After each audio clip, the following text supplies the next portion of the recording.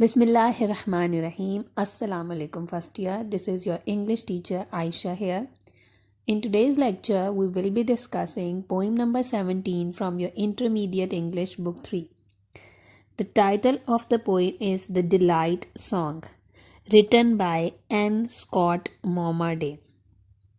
N. Scott Momaday is an American poet. He is known as a modern poet of English literature. He has seen all the cruelties of the Second World War, and this delight song was written after the Second World War in order to express his relief and peace after the war. Now come to the title, The Delight Song. Delight means happiness, pleasure, खुशी. Song means नगमा, गीत, जो कि गाने के लिए लिखा जाता है. So this is a delight song. This is a song of happiness in which the poet is expressing his happiness by identifying himself with various objects of nature. The poem is written in free verse. Again, we have already discussed free verse. Free verse is a poem with irregular stanza pattern and irregular rhyming scheme. Basically not irregular. This poem doesn't have any rhyming scheme. First of all, I will read the poem and then we will come to the meanings and the explanation of the poem line by line. I am a feather on the bright sky.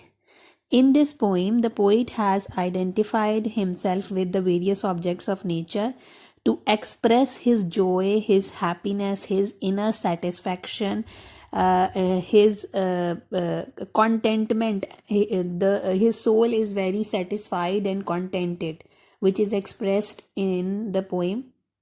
The poet has used different metaphors. The poet has used the metaphors of various objects of nature.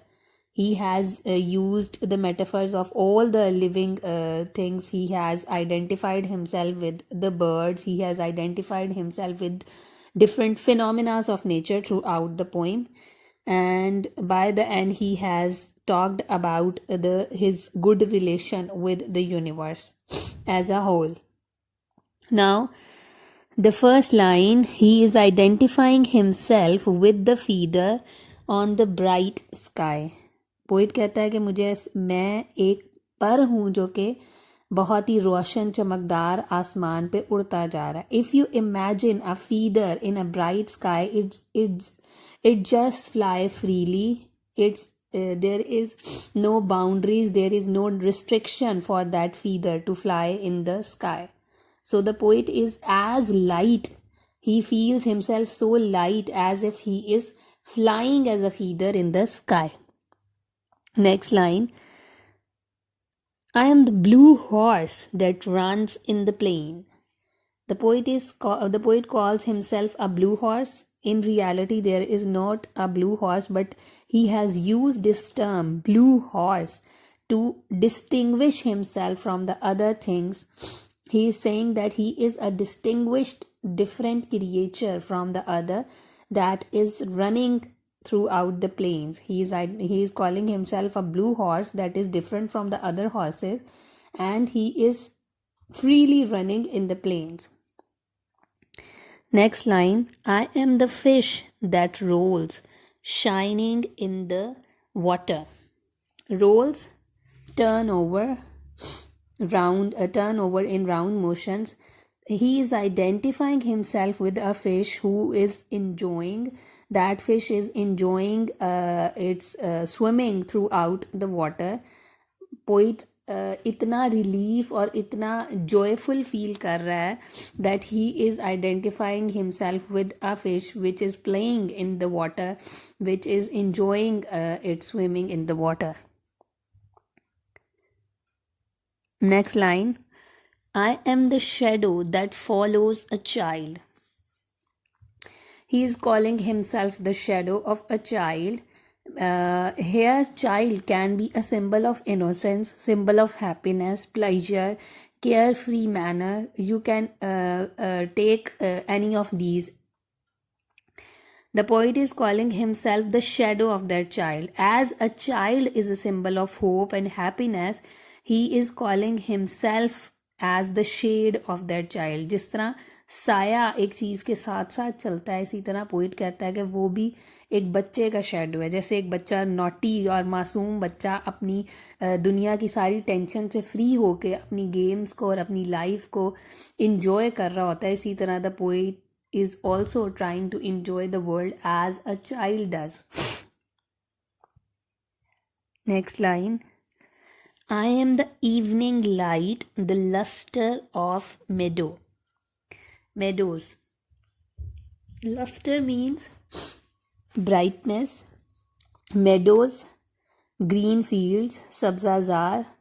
He is calling him the evening light, that is very soothing, that is very calming, and he is also calling himself the light, the brightness of the green fields.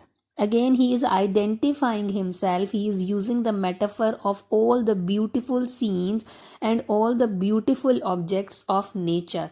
He is identifying himself with the beauties created by our creator. Next line. I am the eagle playing with wind. Eagle is a bird which is known for its highest flight in the sky. The poet is using the metaphor of eagle for himself, maybe to express his free will, to express his free way of flying in the world. He is saying that he is like a eagle who is playing with the wind, who is enjoying its flight. And next line. I am a cluster of bright beads. Beads mean moti. Cluster, crowd, bunch, झुरमट या हजूम, कोई चीज़ इकट्ठी, ज़्यादा सारी चीज़ें इकट्ठी जगह पे मौजूद हों, उसके लिए हम वर्ड यूज़ करते हैं cluster. So he is identifying himself with the beauty of the beads placed together. If you place a lot of beads together, they shine very beautifully, and their shine will appeal the human eyes. Their shine will attract or fascinate the human eyes. That's why he is using this metaphor for himself to express his delight and his joy. Next line. I am the farthest star. Farthest, far off, बहुत दूर. जो सबसे ज़्यादा दूर सितारा है आसमान पे, उसके साथ पोइट अपने आप को आइडेंटिफाई कर रहा है. Again to show his pleasures, to show his satisfaction, to show his happiness. I am the cold of the dawn. Dawn means early morning, सुबह सवेरे तलुए आफ्ताब का जो वक्त होता है. तो he is calling him the cold of the dawn. Usually सुबह सवेरे का जो मौसम होता है, it's very appealing for the people. That's why they do morning walks, and it is very refreshing. The atmosphere, the weather of the morning weather is very refreshing for a person to enjoy. That's why the poet is identifying himself with the weather in the morning. I am the roaring of the rain. Roaring means thunder. गरज की जो आवाज़ है, वो कहता है कि मैं उसके साथ अपने आप को आइडेंटिफाई करता हूँ. Rain is again a fascination for various poets in Urdu literature and in English literature. तो जो रेन की जो गरज चमक है, उसके साथ पोइट अपने आप को आइडेंटिफाई करता है. Next we have another beautiful metaphor. I am the glitter on the crust of the snow. Imagine the mountains full of snow, and if the sun shines on them in the morning, the crust, the top of the top layer, crust means hard top layer. किसी भी चीज़ का ऊपर वाली जो layer होती है सख्त वाली, उसको हम crust कहते हैं.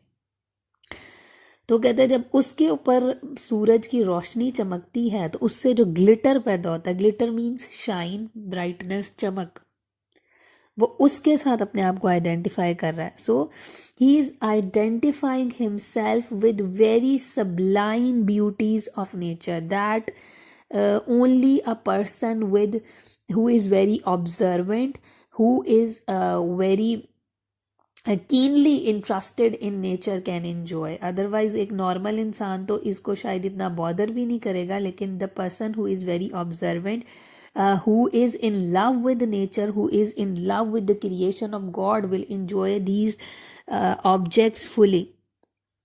Next line, I am the long track of the moon in a lake. You must have seen the images of lake having the shadow of the moon in them. The poet is talking about that shadow in this line. Track generally means road, रास्ता, लेकिन यहाँ पर track का मतलब है साया. He is identifying himself with the track of the moon, with the shadow of the moon that is created on the clear surface of the lake. Again, it is very appealing, it is very fascinating and impressive sight for a nature lover. I am the flame of four colors.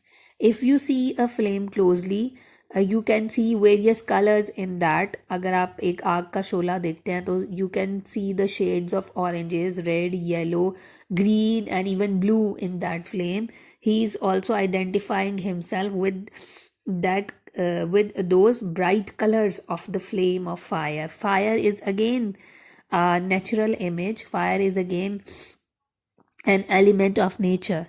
I am the whole dream of these things. He has talked about various objects, various elements of nature, and then he says that he is the dream of all these beautiful things.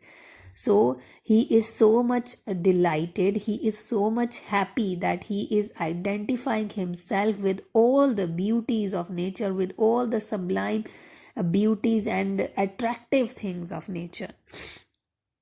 Now come to the next line of the poem. You see, I am alive, I am alive.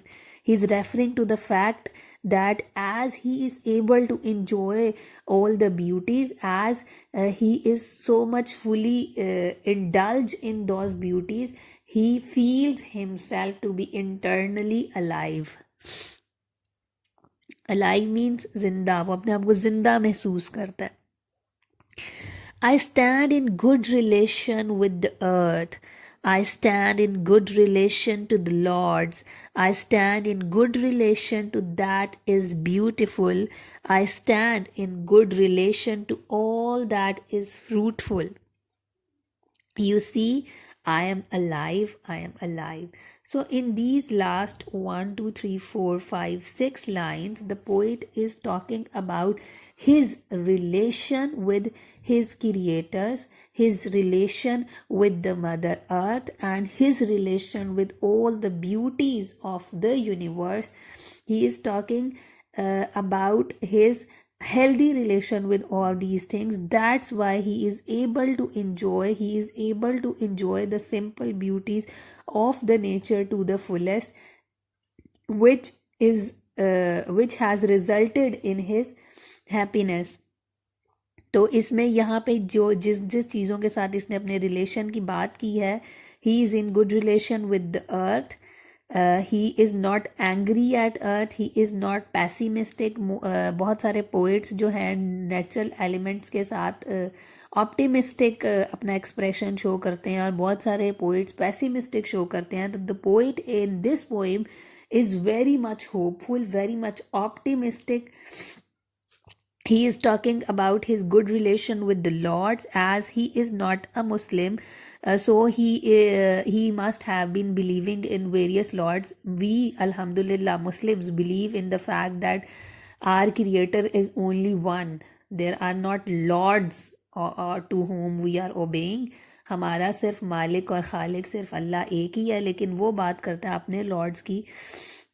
As he is not Muslim, so he is believing in various lords. So he is also in good relation with them. He is in good relation with all that is beautiful. He has talked about various beautiful phenomena of nature in the above lines, and the last but not the least, he says that he is in good relation for everything that is fruitful. Fruitful means summer hour, useful.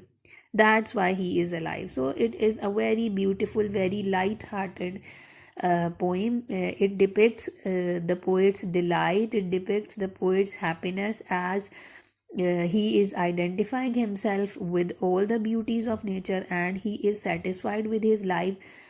Why he is satisfied, he has also expressed his answer that he is satisfied because he has a good relation with his creator.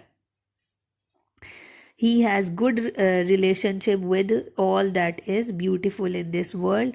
So this was it. I think I have done a lot of explanation because this poem is all about the beautiful metaphors with which the poet is identifying himself to show his happiness. Next we have theme. You should read the theme and also learn a few major lines to make a context. You should also study the glossary, otherwise I have discussed the important words. Next we have a few questions. What do you understand when the poet says, the I am the shadow that follows a child?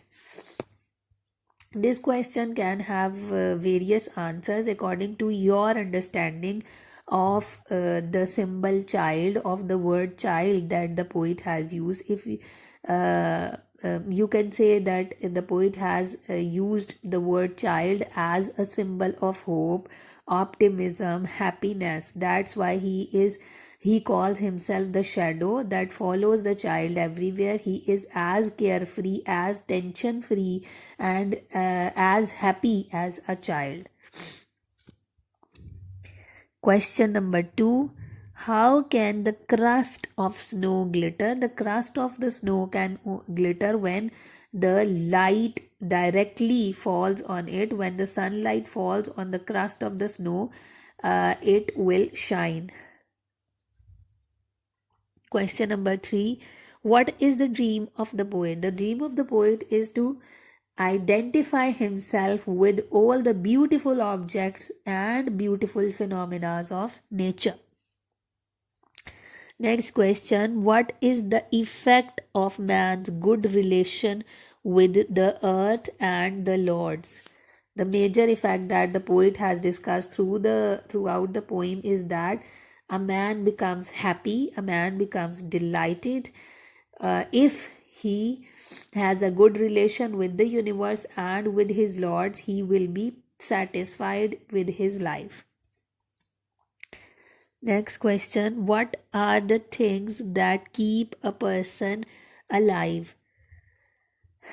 A man's good relation with his creator, with the lords, with all the beauties of nature keeps him alive. Next question. Next, he has given you the definition of pessimism and optimism, which I have discussed in various of my poems, but shortly. Pessimism is negative way of thinking, sadistic, sad, यासियत भरा जो इजहार होता है poet का, उसको हम pessimism कहते हैं. And optimism is positive attitude towards everything. So what do you think the poet has used?